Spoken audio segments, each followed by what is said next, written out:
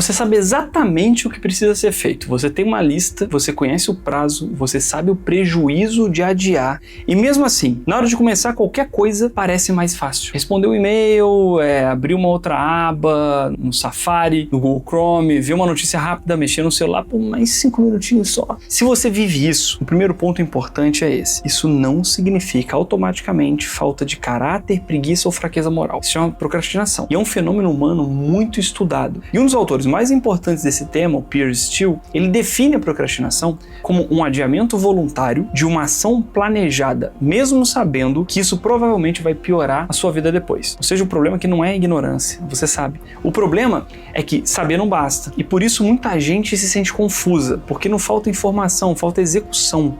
E na maior parte das vezes, isso não acontece porque você não quer vencer. Todo mundo quer. Acontece porque tem um conflito real entre o que oferece um alívio agora e o que traria um benefício mais tarde. Quando esse conflito ele aparece, o cérebro ele tende a frequentemente escolher o caminho de menor desconforto imediato. Então hoje eu quero aqui te mostrar o que a psicologia e a neurobiologia realmente ajudam a explicar sobre essa trava. Não com essas frases prontas sobre dopamina, nem com um moralismo disfarçado de disciplina. Eu quero te mostrar por que você adia, por que isso gera alívio no curto prazo e o que na prática reduz esse ciclo. Porque procrastinação não melhora com culpa, melhora com entendimento e estratégia.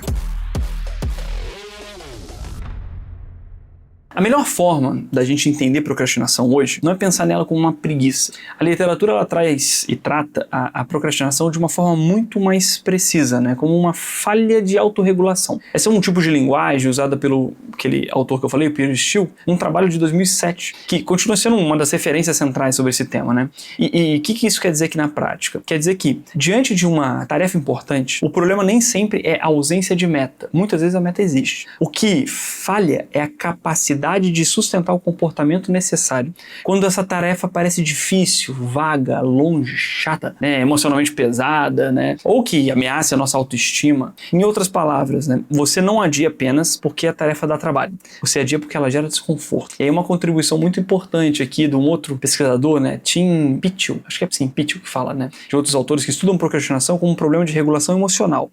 A ideia é a seguinte: quando a tarefa provoca ansiedade, tédio, insegurança, dúvida, sensação de inadequação, adiar oferece um benefício imediato muito sedutor, que é o alívio. Você escapa daquilo por alguns minutos ou por algumas horas, e esse alívio acaba reforçando o hábito de evitar. E por isso que a procrastinação, ela engana tanto a gente, porque no curto prazo ela funciona. Você se sente melhor, naquele momento você foge. O problema é que o alívio vai cobrar um juros alto aqui. Depois vem uma culpa, atraso, piora do desempenho, estresse, perda de confiança na gente mesmo.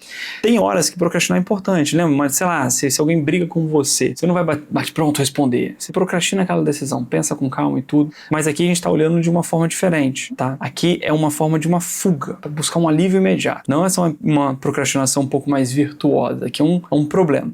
Então, se você quer entender a procrastinação de uma forma mais madura, você vai trocar a seguinte pergunta. A pergunta: por que eu sou tão preguiçoso? Por essa outra pergunta: o que essa tarefa desperta em mim que está me fazendo querer fugir dela agora? Essa é uma pergunta muito melhor, porque ela sai dessa moralização e entra no mecanismo real, que vai te ajudar a trazer uma concretude para tentar respondê-la. Agora, vale colocar isso numa linguagem neurobiológica sem estragar a precisão aqui. Eu não gosto daquela explicação simplista de internet que divide tudo entre córtex pré-frontal bonzinho e sistema límbico malvado. Isso é bobo, né? Isso é didático demais e correto de menos, vamos dizer assim. Que a literatura sugere algo um pouquinho mais profundo e interessante, né? A procrastinação ela envolve um conflito entre o controle de longo prazo, avaliação de custo, recompensa imediata e sensibilidade ao desconforto. Então tem alguns estudos que têm relacionado a procrastinação ao mecanismo de escolha intertemporal e a circuitos frontoestriatais. É um nome feio, mas esses circuitos eles participam justamente desse equilíbrio entre agir agora, adiar, buscar recompensa rápida ou sustentar uma meta futura. Na prática, o cérebro ele tende a desvalorizar recompensas que estão longe no tempo e supervalorizar alívios que estão disponíveis no agora. Por isso que é muito mais fácil eu olhar um Reels no Instagram do que ler um livro. Então isso ajuda a explicar por que entregar um projeto importante daqui a 5 dias perde com tanta facilidade, sei lá, pra comer um chocolate, dar uma olhada no celular agora. Por isso, eu tomo cuidado com essa frase muito repetida, que procrastinação é um vício vício de dopamina. Isso é uma simplificação muito ruim. O ponto não é que o cérebro receba magicamente uma dose de dopamina toda vez que você procrastina. Adiar reduz o desconforto naquele instante e esse alívio imediato fortalece o padrão de evitação. Também existe um outro elemento importante. A tarefa grande e mal definida costuma ser percebida como mais custosa do que ela realmente é. Quando algo parece enorme, difuso ou, sei lá, emocionalmente carregado, a tendência de evitar vai aumentando. Por isso que procrastinação não depende só de disciplina, ela depende muito da forma como o seu cérebro ele faz uma estimativa desse custo.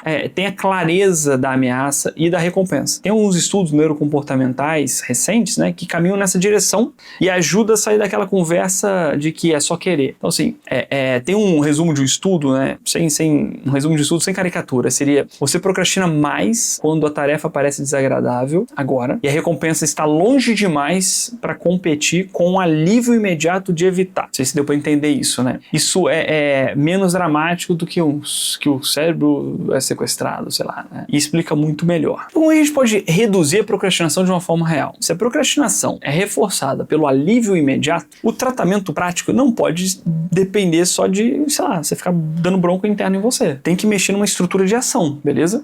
Como é que a gente faz? O primeiro passo é reduzir essa ambiguidade da tarefa. Eu preciso terminar um relatório. Isso é ruim. Vou abrir o arquivo e escrever as três primeiras linhas. Isso é bem melhor.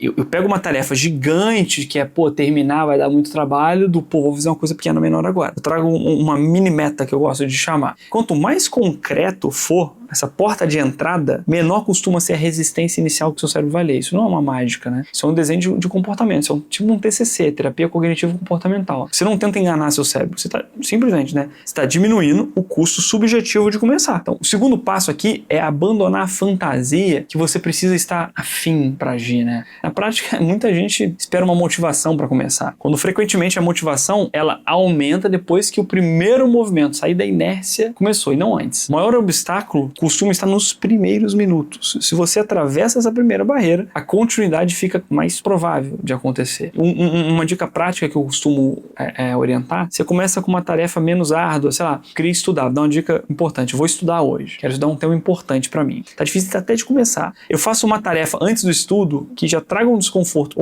uma pequena dificuldade que me estimule a passar para a próxima tarefa. Sei lá, eu tinha que terminar de fazer um cinzeiro de madeira que eu estava começando a fazer.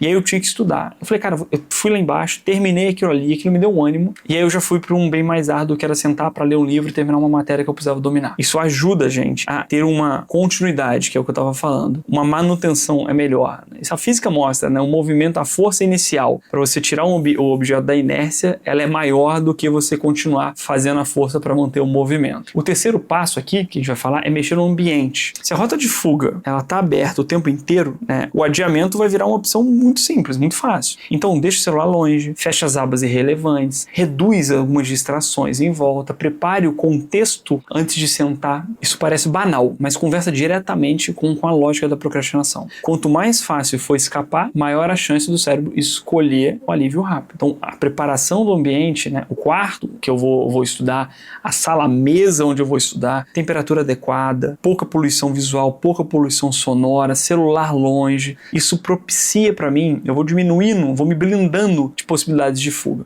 O quarto passo é aprender a identificar o desconforto sem obedecer diretamente a ele. Quando surgir aquela vontade de fugir, tenta nomear com honestidade. Isso aqui é preguiça, pô. Isso aqui é preguiça. Isso aqui tá me dando uma insegurança. Por isso que eu tô querendo sair. Eu tô evitando porque parece ser grande demais. Eu tô buscando um alívio, não tô buscando uma solução. E é um tipo de nomeação que não resolve tudo, mas pode interromper essa resposta automática que tá crescendo, né, de evitação, e envolver um pouco mais de escolha consciente. A literatura relaciona a procrastinação e regulação emocional. A literatura que relaciona isso, ela vai justamente nessa direção. Não basta eu organizar uma agenda, é preciso eu lidar melhor com o afeto negativo que certas tarefas dentro daquela agenda vão me despertar. E o quinto passo é: pare de medir o sucesso pelo término total da tarefa. Quando eu terminar de ler o livro, quando eu terminar aquela tarefa completa. No começo, o alvo principal ele é menor, lembra? Mini meta. Quebra em ciclos menores, porque quando você ensina o seu cérebro a começar, mesmo com algum desconforto, você vai enfraquecer esse hábito de adiar. Isso ao longo do tempo vale muito muito mais do que qualquer pico momentâneo de uma motivação. A motivação ela pode cair muito mais rápido. A constância ela vence a motivação. A procrastinação ela costuma machucar por dois lados. Primeiro porque ela atrasa a sua vida e segundo porque ela destrói a forma como você passa a se enxergar. Aquela síndrome do impostor. A pessoa começa adiando uma tarefa, depois começa a duvidar da própria disciplina,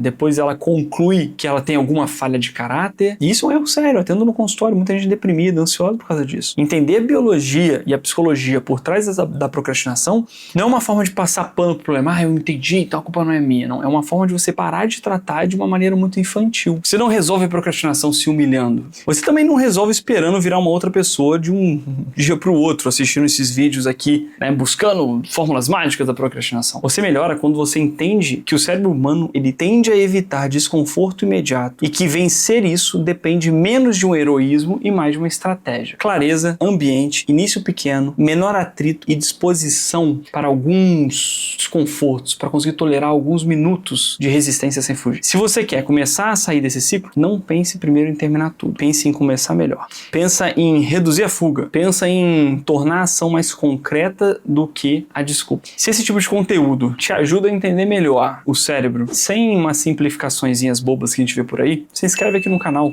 A ideia aqui não é te vender frase pronta de efeito. É te dar explicação séria, úteis e aplicáveis para você viver com mais clareza e menos auto-engano, que é o que eu procuro fazer no consultório com meus pacientes. E agora tem um ponto importante aqui. Se você até pode aprender a parar de fugir de tarefa, mas se a sua atenção estiver completamente fragmentada, você vai continuar começando e se perdendo no meio. Por isso, no próximo vídeo, eu vou te mostrar como treinar o cérebro para focar. E porque o foco profundo também não é talento, ele é treinamento. Assista esse vídeo.